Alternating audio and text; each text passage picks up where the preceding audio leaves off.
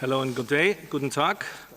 Welcome to today's press conference on COVID-19 updates. It is Thursday, 15th of July, and we have a very special guest today. Welcome to His Excellency, Federal Minister of Health, Jens Spahn. We of course also have Dr. Tedros Adhanom Ghebreyesus, WHO Director General. We have Dr. Katharina Böhm, Chef de Cabinet, Dr. Mike Ryan, Executive Director, Maria van Kerkhove, Technical Lead on COVID, Dr. Bernhard Schwartländer, who is Special Advisor to the Director General, and Chief Scientist Dr. Soumya Swaminathan, and we have other guests and colleagues online. Simultaneous translation is available in the official languages and also in German, so journalists attending can also ask in German. With this, I'll hand over to the Director General for the opening remarks and welcoming our guests.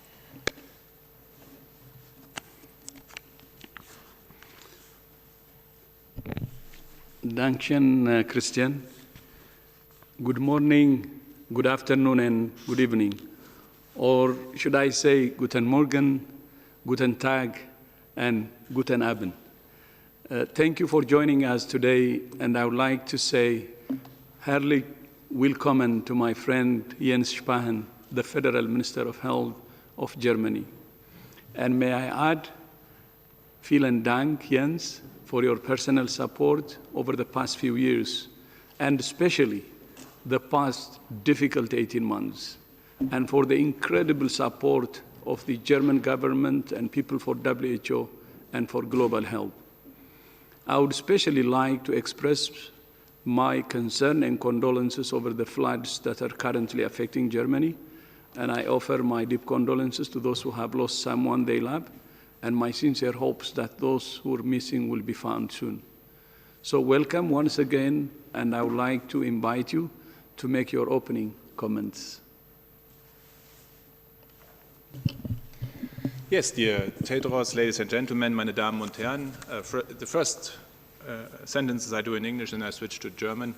Actually, it's good to be here again. It's more or less a year ago that I was here with the French colleague Olivier Véran to show again, actually, the commitment we as the Federal Republic of Germany and the European Union have to the work of the WHO.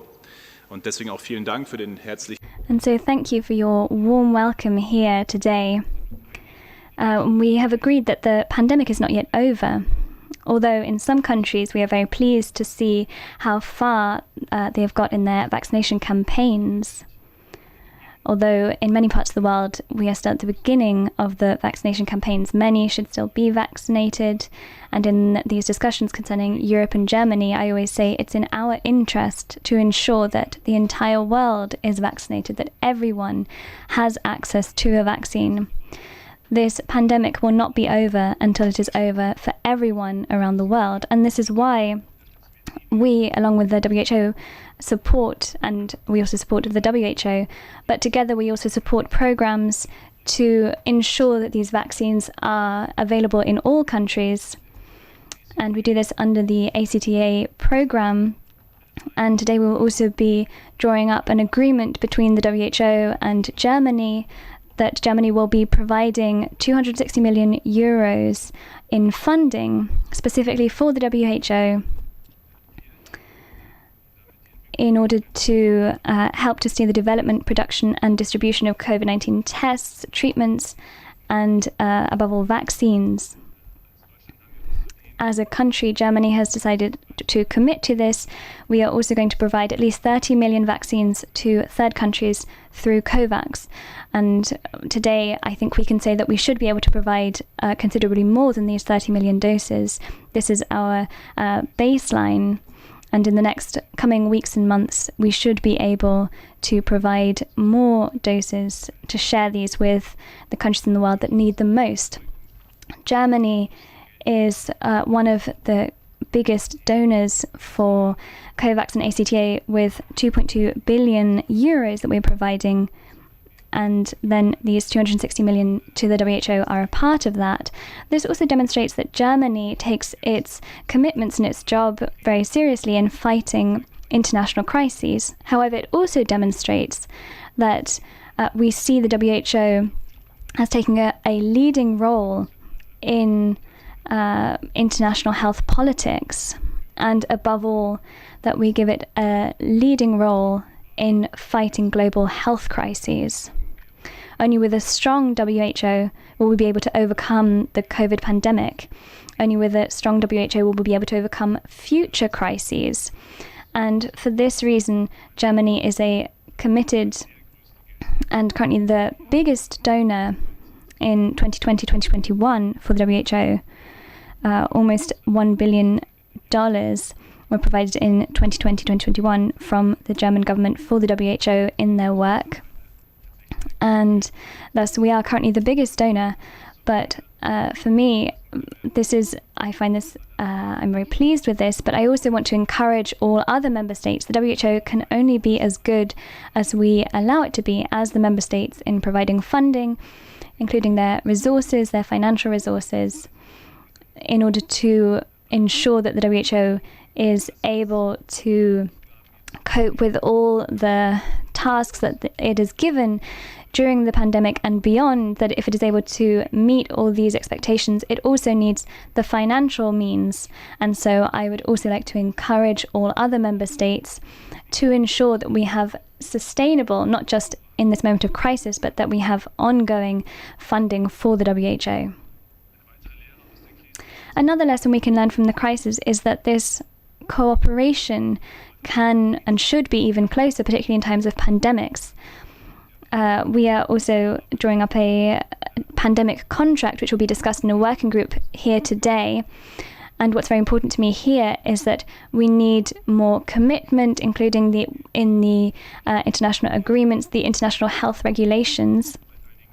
These have been in existence for several years, but previously they have not been binding because there was also no means for following up on this, for seeing how well the member states met these or followed these regulations. And therefore it's very important for cooperation to be very close, both to be able to follow up on these international health regulations, but also if there should be an outbreak and a crisis, that we should be able to act.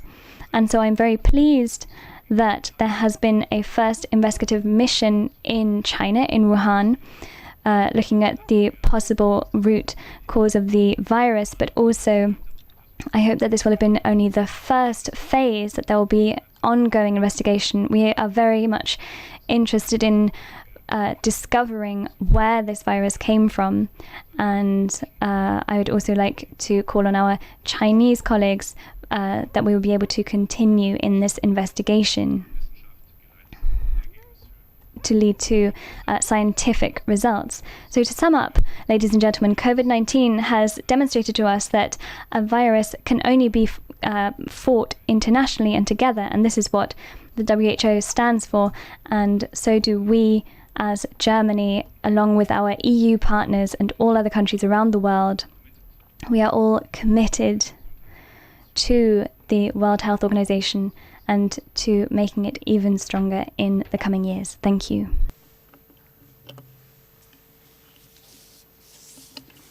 Thank you so much. And vielen Dank, Jens.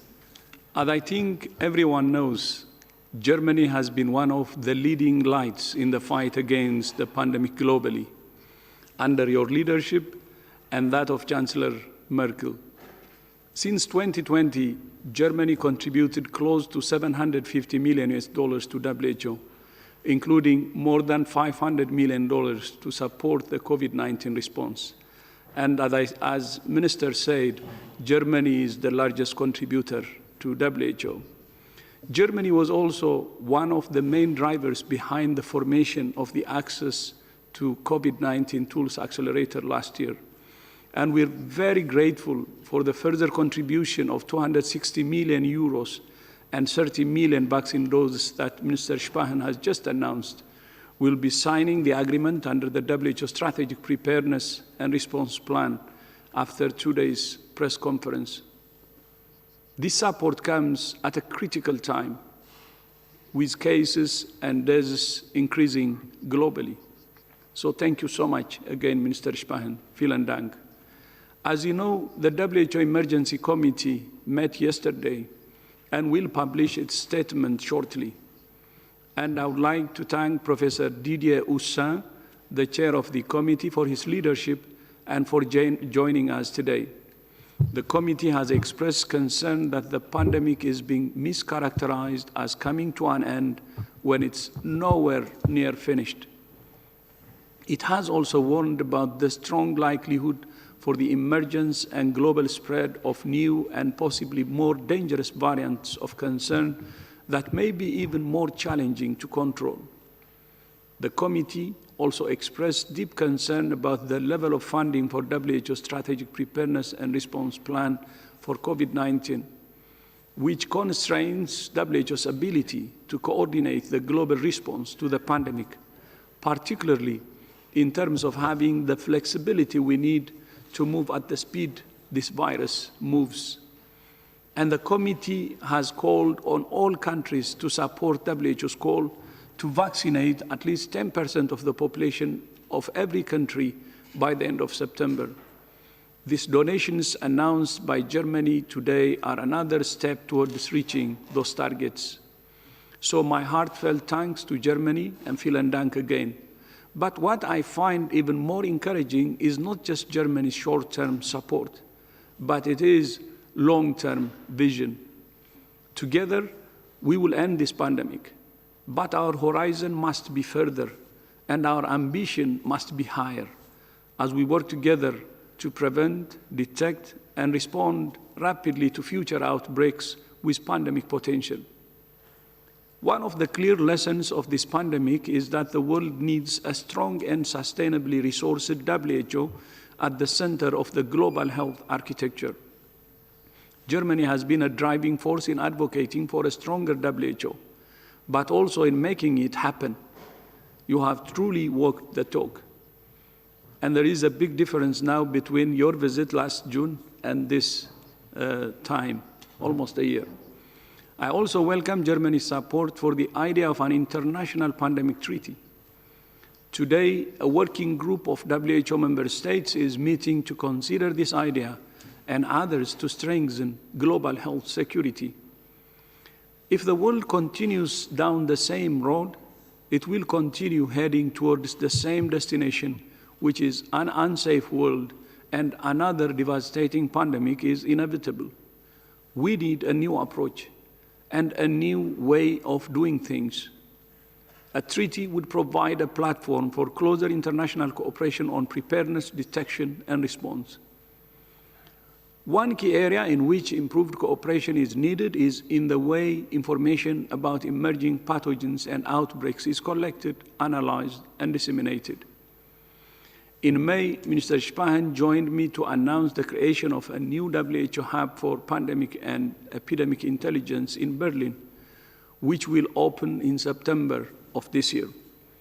This new initiative will mark a step change in harnessing the power of modern technologies to give all countries the information they need more, better, faster to keep their people safe. So thank you once again, Mr. Spahn. We're in a critical moment, not just in terms of this pandemic, but in terms of the future of global health security. Germany's support and collaboration is incredibly valuable. Thank you and vielen Dank. Before we move to questions, I would like to invite Professor Houssin to make a few remarks about the outcomes of yesterday's emergency committee. Professor Houssin, you have the floor. Merci, Monsieur le Directeur. Thank you, Director General. Minister, dear colleagues, ladies and gentlemen, it's true that the situation today, as it has been evaluated by the Emergency Committee, is not good. The recent trends are of concern. 18 months after the public health emergency was declared, we are still running to catch up with the virus, and the virus is still running after us. And if we want to maintain a global approach, when we're dealing with a global phenomenon, it's difficult to overcome all these difficulties. It's true that the evolution of the virus and the differences between the member states are a source of difficulty. I'd like to thank the Secretariat of WHO for the quality of information that we received in the Emergency Committee. And I would also like to thank the members of the Emergency Committee for the recommendations that they were able to make today. The recommendations are twofold. There are recommendations, first of all, to the Secretariat of the World Health Organization. It is clear that the technical expertise and recognized leadership of WHO is of utmost importance when dealing with this type of phenomenon. There is only one World Health Organization, and it is an entity which has a vision of the world and the necessary political strength to make a certain number of decisions. We have to make sure that WHO keeps informing on the evolution of the situation and constantly update on the evolution of the pandemic. The two recommendations that have been made by the Emergency Committee to WHO are to continue to tirelessly advocate for fair access to vaccines and fair distribution around the world by encouraging local production, sharing of doses, and freeing intellectual property rights, as well as the transfer of technology, increasing production capacities, and, of course, necessary funding to implement all these measures. It's also essential to be extremely cautious. We should not be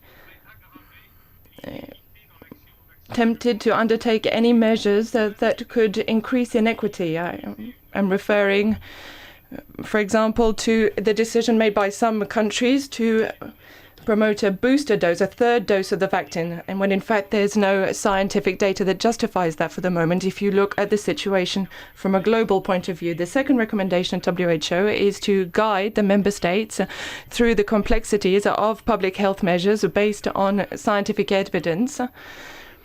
It is clear that WHO can make a lot of clarifications in a complex situation. There are also recommendations to the member states. Of course, their main responsibility is towards their own population.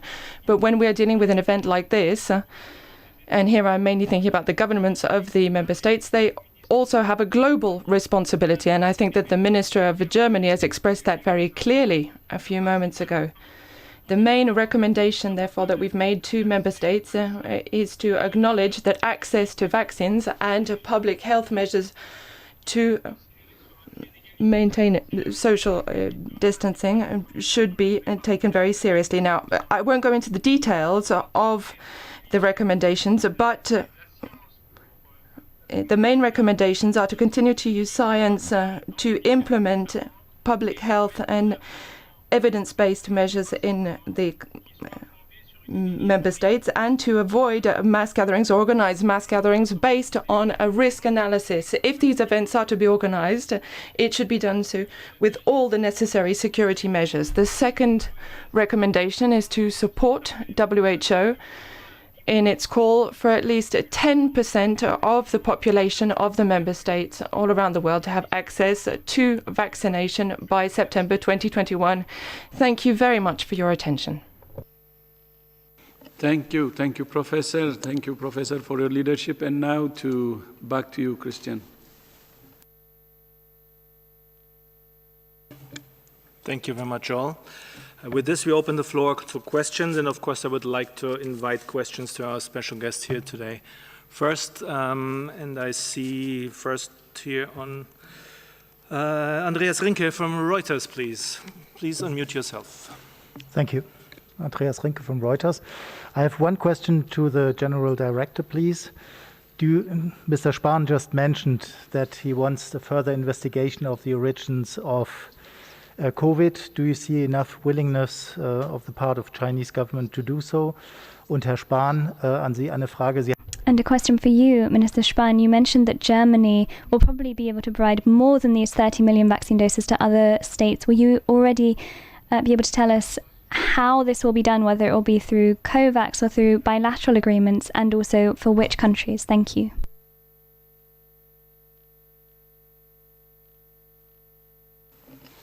Okay, thank you. On the I think the question to me is the origins. As you know, we have done the phase 1, and the phase 1 have shown some progress, but there are also some challenges that has to be addressed.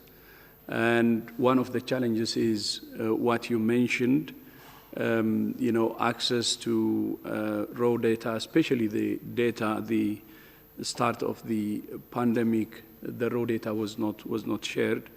And now we have designed the second phase of the study, and we are asking actually China to be transparent, open, and cooperate, especially on the information raw data that we asked for at the early days of the pandemic.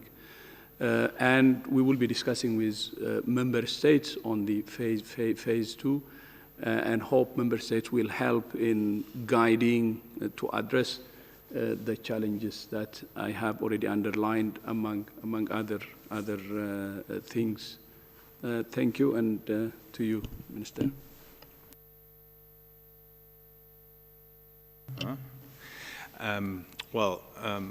Actually, in general, there are 3 lines we are working on. First one is short-term, to actually give doses that are not needed for our national campaign to COVAX. That's actually the way we prefer for most of the donations we do through COVAX, and some bilateral donations in addition, which might be around 20% of the whole quantity. These are mostly focused to the Western Balkans, to the Eastern Partnership like Ukraine, Namibia, and other countries actually we are in talks with, but 80% at least will go through COVAX. That's the commitment we made, and that will remain. If and how many doses we can add to the 30 millions, we will see in the upcoming weeks. We are lucky enough that our vaccination campaign is making good progress, so we will be able to give doses to other countries in need. Actually, our approach from the very beginning was we will bet on different horses, as I always said it, because no one of us knew actually which vaccine will really make it to approval. So we have contracts through the European Union with many of the different sellers, producers of vaccines. So actually there will be a surplus, and that one we want to share with the world. First step is 30 million. How many more, I can't tell you yet, but I'm very sure it will be more. Second line is the financial contribution we give to COVAX, the additional, or the 2.2 billion and 260 million as we will sign today to WHO of it.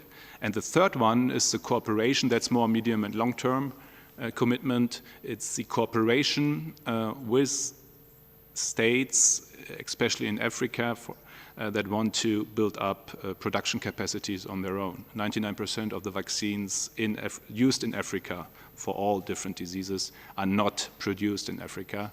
And so we want to support, in good cooperation with companies like BioNTech or CureVac from Germany, we want to support other countries to build up production capacities, but obviously that is something for the mid and long term. Thank you both very much. Next question goes to Corinne Gretler from Bloomberg. Corinne, please unmute yourself. Hi, thanks for taking my question. I also have a question about the origin study, one for Mr. Tedros and one for Mr. Spahn. Is the lack of the raw data the biggest issue that's kind of hampering moving forward with the origin study? What are the other challenges? Yeah, and basically, you say you're discussing this with member states and asking China to be transparent. Sometimes, I guess, it feels a little bit like the momentum has lost steam and maybe fizzling out. I just kind of want to see, what your take is on that, Mr. Spahn.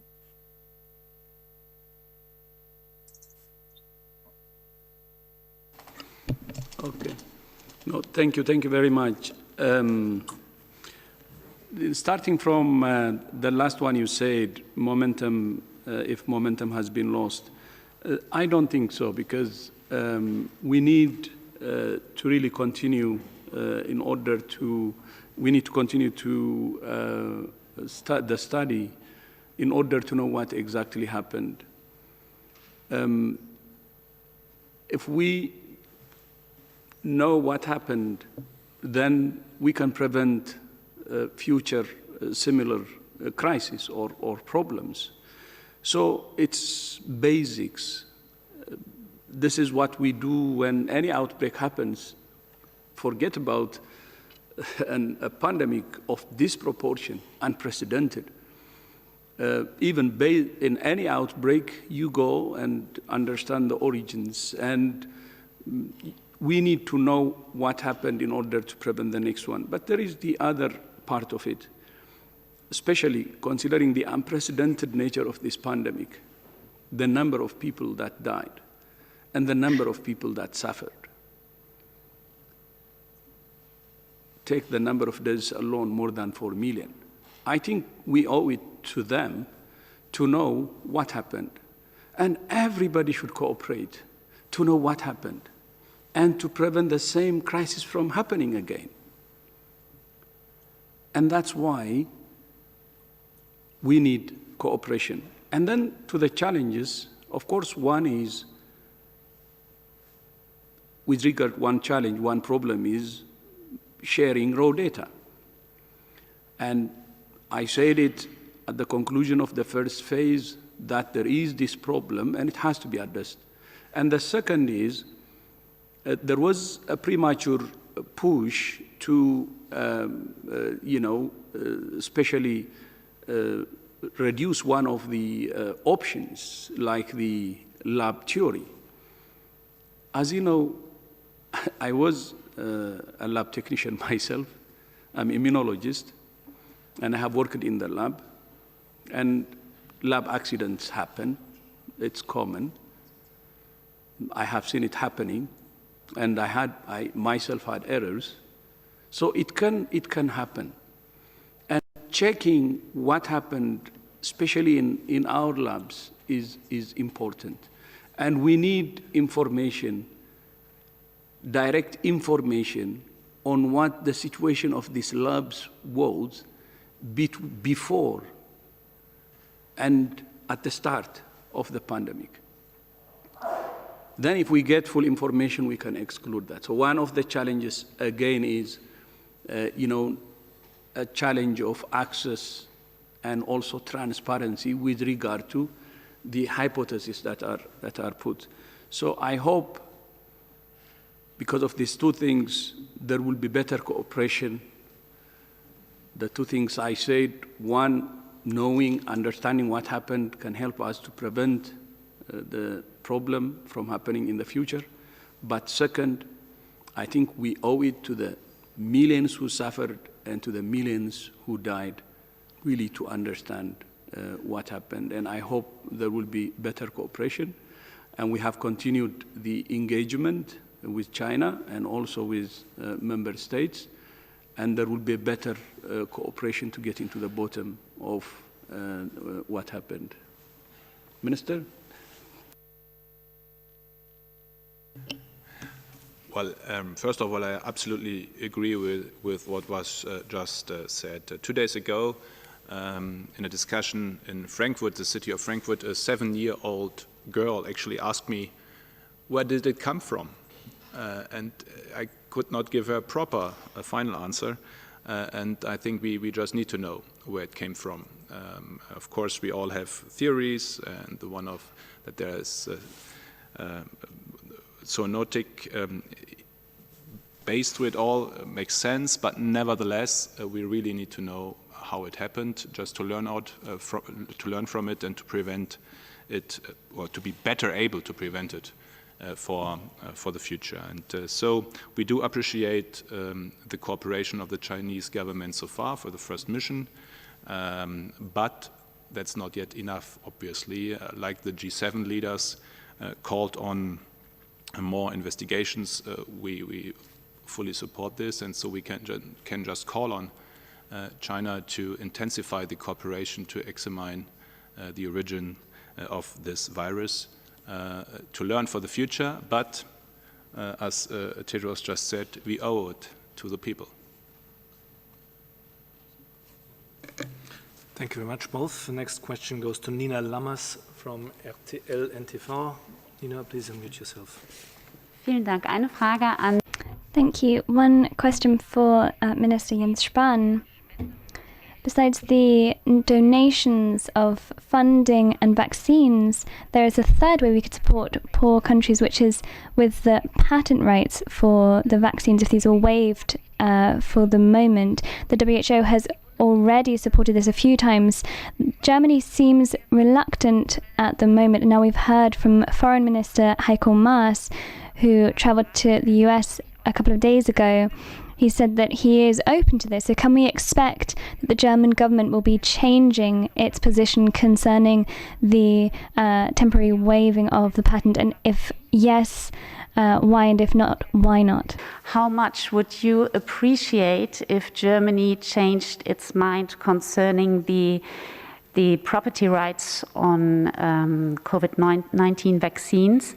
And also another question to both of you. Some people say that the imbalance between the rich and the poor countries is now increasing as the rich countries are now giving third vaccines, like for example Israel and also Germany might do it soon. So do you think the imbalance will grow between the rich and the poor countries? Do you agree to that opinion? Thank you. Also was die deutsche Position. As for the German position concerning patents for vaccines, our position has not changed fundamentally. I think we need to approach this from the other side. What is our goal?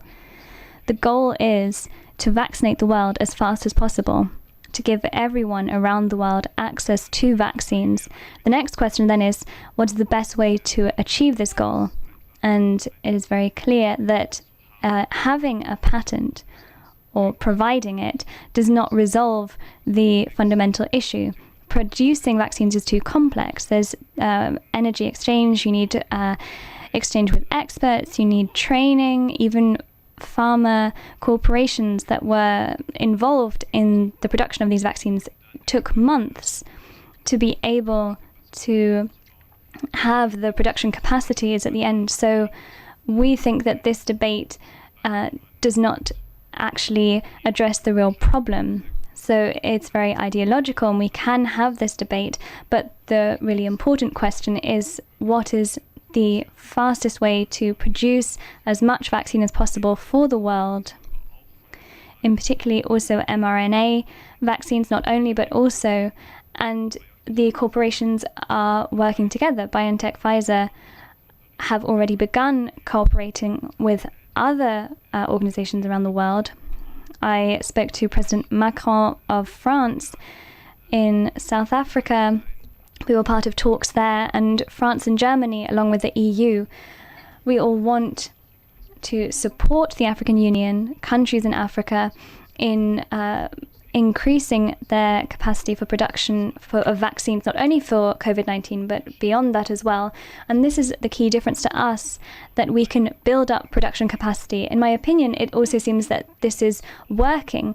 We will be as able to, over the next few months, to provide hundreds of millions of people with vaccines in the next few months, and we will be doing everything we can to ensure that this continues to move quickly. As for the booster vaccine, the third vaccination in different countries, I just mentioned South Africa.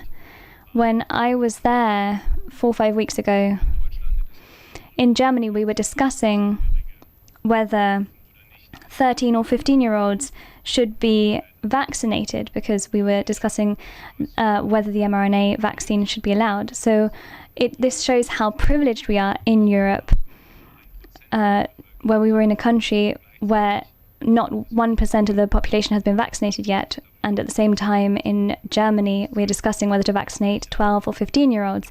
So this does show how privileged our position is. So we should discuss this critically and openly, as Professor Hussain just said. But from my point of view, we need both for acceptance as well. It needs to be from our own interest. It's for humanitarian reasons, but it's in our own interest to vaccinate the world. But it must also be accepted.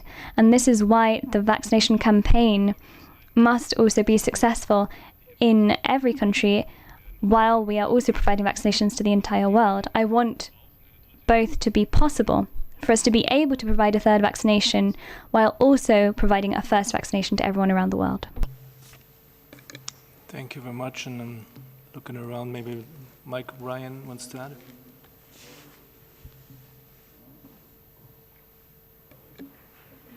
Me then. Okay. No, thank you. On vaccines, will the divide increase or improve? Will it deteriorate further or improve the imbalance?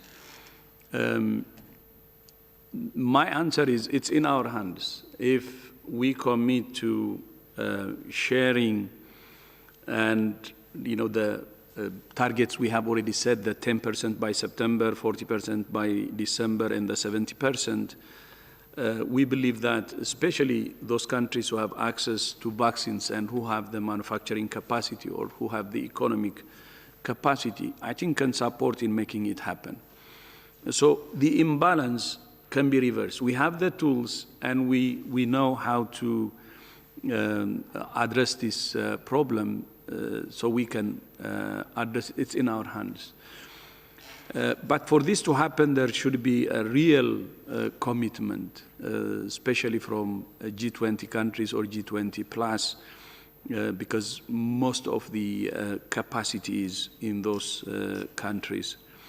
Then going to the IP, on the IP, as you know, especially at the start, what we were advocating for was increasing the production and fair distribution. And we have said it many times, actually. AstraZeneca followed that line, especially commitment to voluntary licensing, and started making agreements with India, with Korea. India and Korea are producing AstraZeneca. And now Australia, Japan, Thailand are also producing soon. And we expect more countries. If the other companies have done the same thing, we could have better volume to share. So at the end of the day, the issue is, how do we have an enough pie to share? So if it was addressed using voluntary licensing, or the hub we used, the patent hub, if they contributed their technology to that hub and then production increased and we have better pie to share, there was no need even to raise the IP if there was enough to share. The problem now is, after pushing in that direction, there was no response except from one company, basically. And because of that, there is a problem now. There is a market failure. There is a market failure. So when there is a market failure, there should be someone who should intervene to address it. So those who will intervene to address it will be those who have the capacity in manufacturing capacity, or those who have the multinational companies. And one way to do it is the IP waiver. And that's why we're pushing for IP waiver. But when we say IP waiver, it's not to really snatch the property of the private sector. As WHO, we really appreciate the private sector for what they have done. It's a historic record to have a vaccine in less than a year. And they have to be appreciated. And at the same time, not only appreciation, when we ask for IP waiver, the proposal from WHO is the high-income countries can take or can give some incentives to those companies as part of their stimulus package. So that could really help them, to address any financial losses that they may have. So the incentive could be one. On the other hand, the companies have social responsibility as well, because this pandemic is unprecedented, and it has happened almost after 100 years. And the IP waiver is, the provisions for IP waiver was to use it during this unprecedented situation or emergency situation.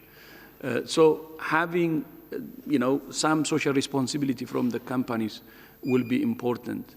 And from the parties who are now negotiating in WTO, I think there could be a balance, especially if there is an agreement in IP waiver, it could be for a limited period. For instance, instead of opening it without any limited period, it could be for a year or two, and it could be for a specific product like the vaccine. So there could be a balance that can help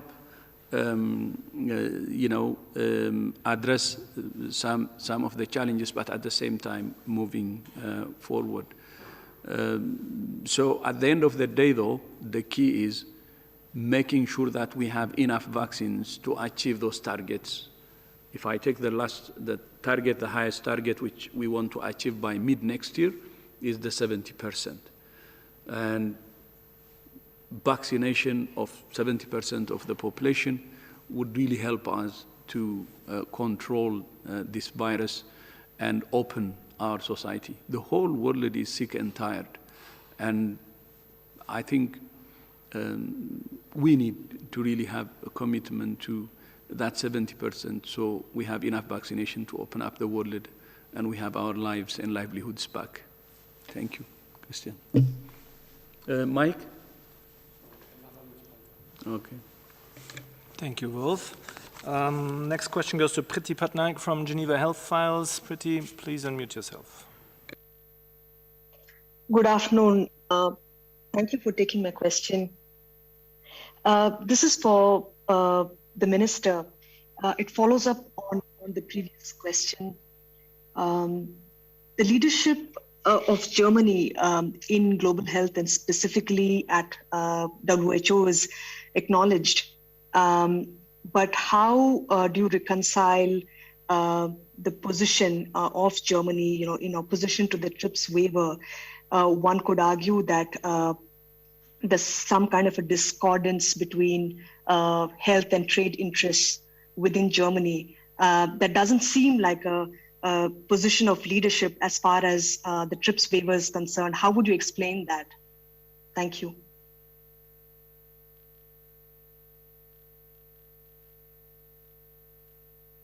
I'm still practicing with this micro, but now it's working.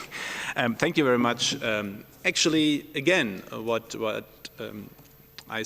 we say is, let's talk about what we want to achieve. And what we want to achieve is that all citizens on the world have access to vaccines, affordable access to vaccines. And then the question is, how is that reached? And we don't think that only changing TRIP waiver or the framework here, or to open it up, or even to enforce something there would really make that difference. Because you need tech transfer. That's one of the most complex things on the world you can try to produce is a vaccine, especially now with this new technology of mRNA. And so you definitely need cooperation. Just having a patent, a waiver, does not solve the problem. And what we do see is that the companies are willing to cooperate. I'm almost in a weekly discussion with the companies that we have contracts with, and we push them to cooperate, and they do with other countries on the world, with other companies on the world to produce even more.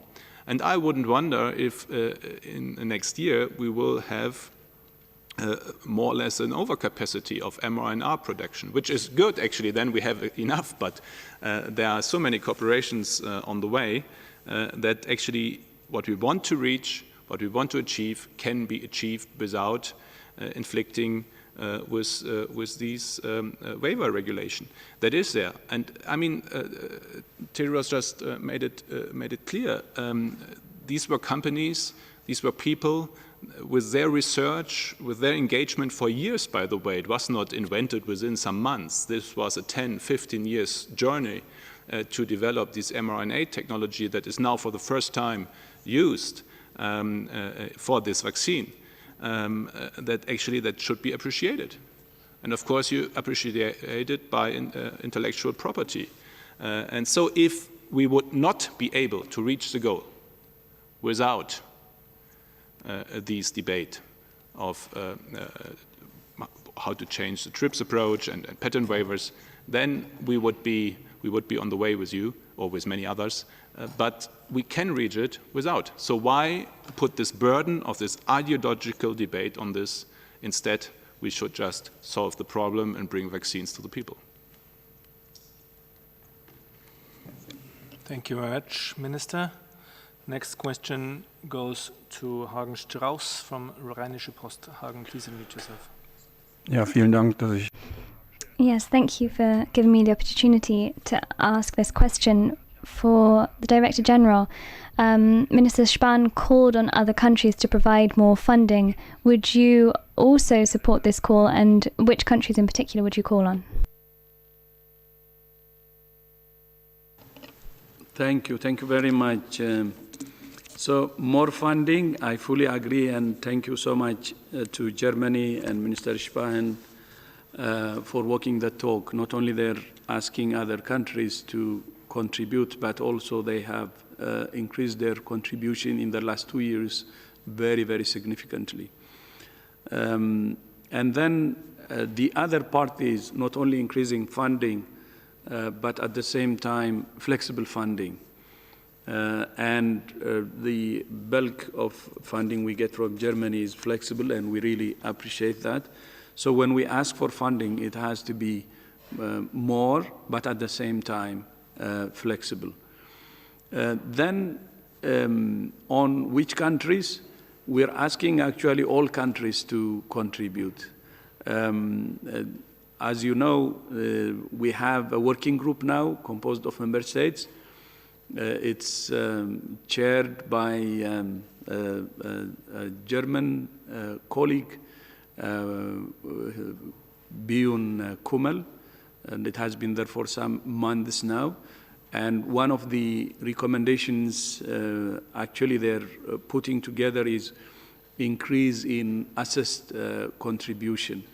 And if it's assessed contribution, then many countries, almost all member states will be involved. And that will be a very important development or progress. But in addition to that, we will continue to need voluntary contributions like what Germany, we're signing now with Germany today. And this will be specifically with countries, G20 plus some countries who have better economic capacity to provide. So I think if I tailor the request to specific, it will be a G7, a G20, and some countries out of G20, but who have good capability to finance. So I can say G20 plus would be, I think, the target. Thank you very much. Thank you very much, Director General. Next question goes to Laurent Serrault from Swiss News Agency. Laurent, please unmute yourself. Yeah, thank you for taking my question. Question to Minister Spahn. Federal Chancellor Merkel said that Germany won't go for mandatory vaccination of health workers and critical people as France decided to do. And it seems now that every European country is facing the period where they have to convince the most skeptical part within the population. So what kind of new concrete steps are you going to take in the next few months in order to convince these people to reach that part of the population? Thank you.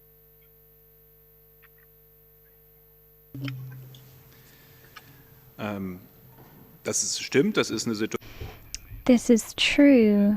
We are in a situation where vaccination campaigns in many countries, and probably in all countries over time, will reach this point where initially those receive vaccines who actively want to be vaccinated, who are easy to reach.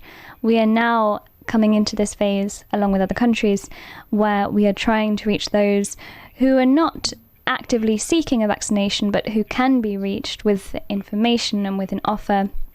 And so we want to work with, in federal Germany, in the different Bundesländer, but we want to work in towns and villages with different societies. The German Bundesliga is also going to take part in this, so to have meetings outside churches, outside mosques, and to call on people to get vaccinated. So that's our motto in this phase of the campaign. And one very important point is that vaccines are the way back to normality, to freedom, but it's also a protection for the healthcare system. And we had a discussion about the fact that getting vaccinated is a very personal decision, but though this is true, it is also a decision that affects other people. In getting vaccinated, you don't protect only yourself, but also others. And anyone who chooses not to get vaccinated and runs the risk of falling ill, potentially very seriously, in the end, that will then affect the doctors and nurses who have to take care of them. And so the question of whether to get vaccinated is indeed a personal decision, but is also one that will always affect other people. And that is something that we are trying to make very clear in our campaign now. Herzlichen Dank. Thank you very much, Minister Spahn. With this, we reached the end of our press briefing. I thank all very much. And before I give the floor to Dr. Tedros for closing, I'll invite Dr. Mike Ryan for some closing remarks on Dr. Ryan. Thank you, Christian. And greetings, Minister Spahn, welcome. I remember the first time we met was frontline of an Ebola response together, and it shows again the commitment of Germany to seeing what happens and goes on the ground and the realities of epidemic containment in the front line. Again, just to note that Germany is the largest contributor to the contingency fund for emergencies that WHO maintains, which represents the fastest, globally the fastest response mechanism financially to emergencies. And we continue to use that fund day in, day out. This increased the speed, efficiency, effectiveness and life-saving quality of our interventions.